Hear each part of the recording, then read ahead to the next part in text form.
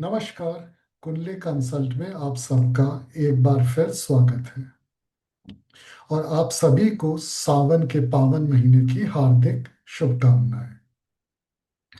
तो इस सावन के महीने में आज हम सावन की कहानी की बात करेंगे और इसका जो ज्योतिष संबंध है या किस लिए सावन महीने में पूजा अर्चना का इतना महत्व है और सही पूजा अर्चना क्या है जो एक हमारे जीवन के लिए खुशहाल जीवन के लिए एक रेमेडी भी बन सकती है। तो सबसे पहले हम सावन की कहानी का जो लेख है हमारे शास्त्रों में उसको जरा सही तरीके से जानते हैं। सावन की कहानी जो है वो समुद्र मंथन की कहानी का एक भाग है। समुद्र मंथन का कहानी वैसे तो एक लंबी कहानी है जहाँ पे कूर्म अवतार आते हैं और वो बाद में विष्णु के सुदर्शन चक्र से राहु और केतु का निर्माण होता है। सावन वो पोर्शन है, मध्य का पोर्शन है जब समुद्र मंथन प्रारंभ होता है और मंथन में सबसे पहली चीज जो बाहर आती है वो है विष, हलाहल या पॉइजन।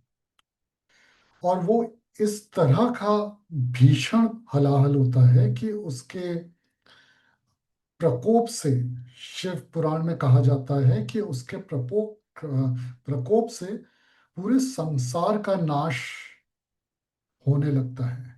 और यहाँ तक कि असुर, देवगण, इन सब का जीवित रहना भी जो है एक क्वेश्चन मार्क बन जाता है।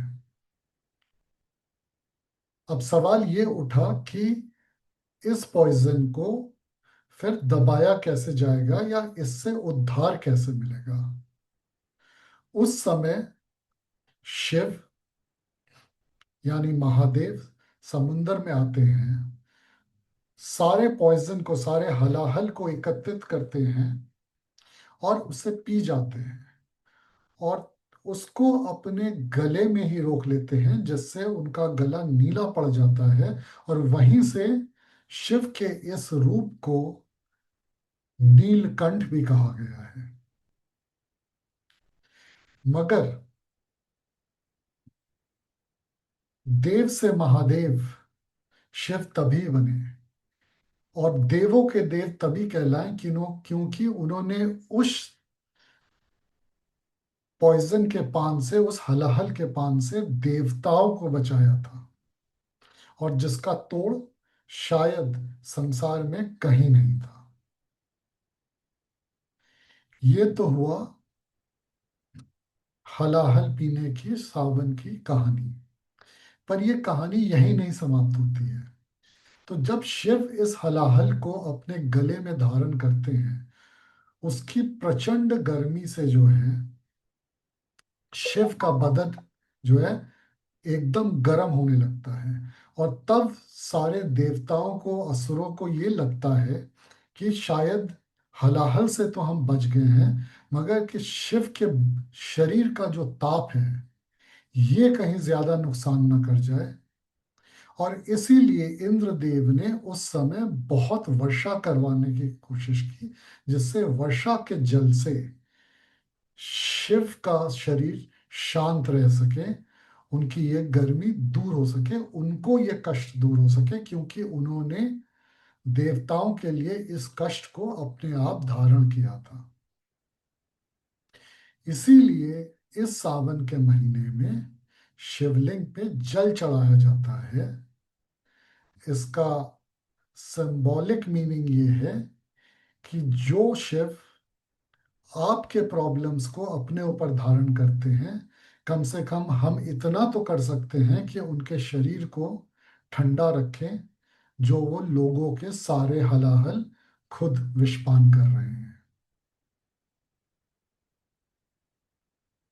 अब इसको जो है, इस कहानी में जैसा मैं कहता रहता हूँ कि हमारे शास्त्रों में हमारे ऋषियों ने कहानी बताया है, उस कहानी से एक पूजा अर्चना, या कोई विधि बताई है जो एक्चुअल में एक हमारे जीवन के लिए एक रेमेडी है।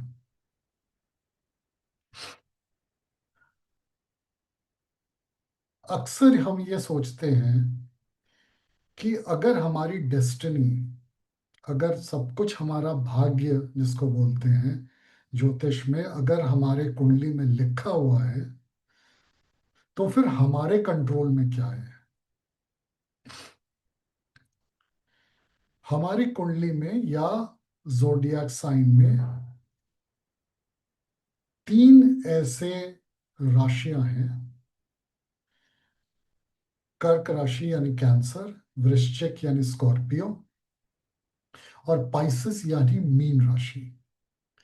ये तीन ऐसी राशियां हैं आपकी कुंडली में जहां पे आपको पूरी छूट है कि आप किसी भी कर्म को कैसे करते हैं, या जो भी घटना घटती है उस पे आप कैसे रिएक्ट करते हैं, और आपको जीवन में आने वाले समय में आपको उसके अनुपात में ही फल मिलेगा।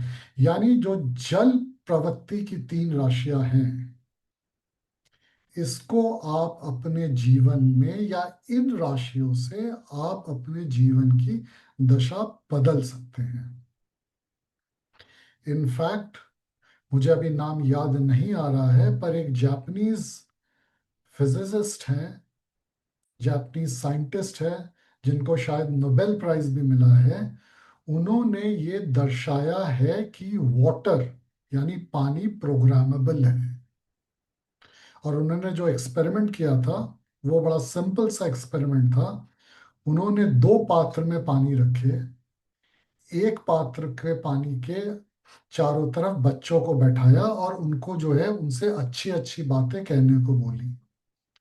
और दूसरे पात्र को दूसरी जगह में बच्चों के बीच में रखा और उनको बोला कि उन उस पात्र को जो वो एक तरह से अब्यूज करें, या उस पात्र के बारे में वो अलग अलग जो है बहुत ही विकृत रूप में बातचीत करें।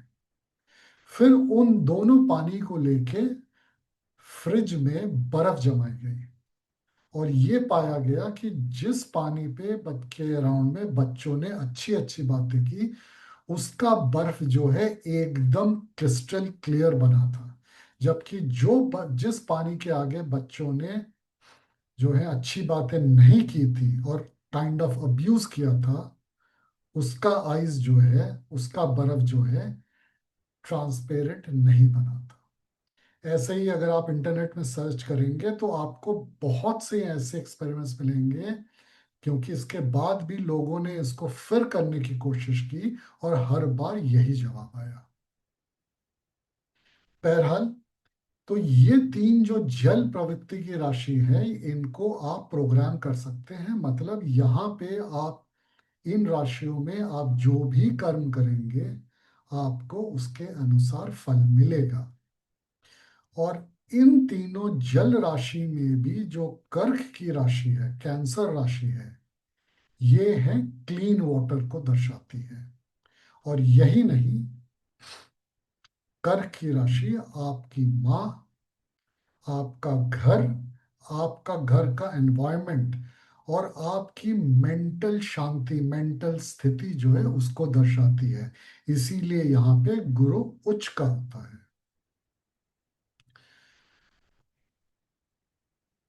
तो इसलिए सावन के इस महीने में जब सूर्य कर्क राशि के ऊपर से गोचर कर रहा होता है, तब शिवलिंग पे, क्योंकि शिव जो है, इस कहानी के माध्यम से बताया जाता है कि शिव आपके हर प्रॉब्लम को हर सकते हैं।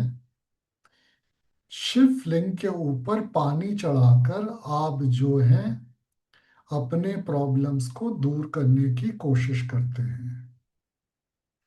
इसीलिए सावन का इतना महत्व है, क्योंकि एक तो जल तत्व की सबसे प्रखर राशि है जिससे आप अपना भविष्य बदल सकते हैं, अपनी जीवन में शांति ला सकते हैं, आप माइंड को पीसफुल रख सकते हैं।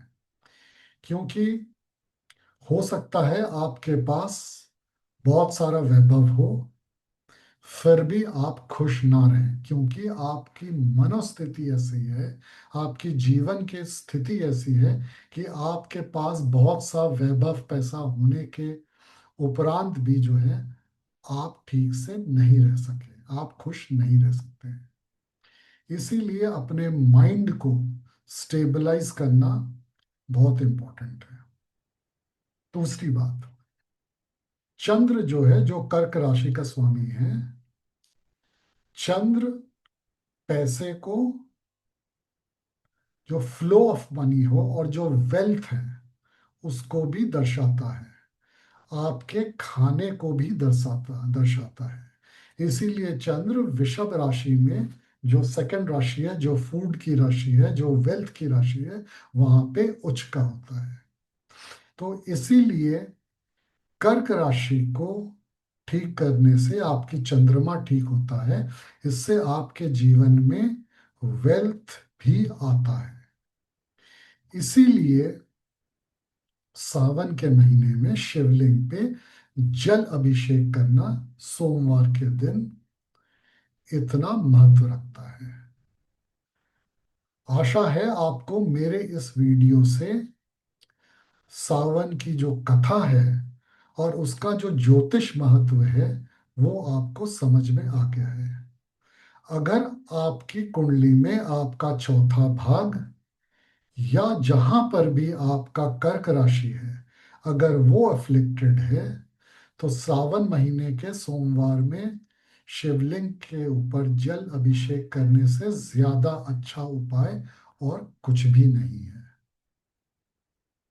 मेरे YouTube चैनल को ज़रूर सब्सक्राइब कीजिएगा अगर अगर आपने सब्सक्राइब नहीं किया है, और मुझे ट्विटर और टेलीग्राम पे भी फॉलो कीजिए, जहाँ पे मैं रेगुलर ज्योतिष अपडेट देता हूँ, जो हर बार वीडियो बनाना पॉसिबल नहीं होता है। धन्यवाद। नमस्कार।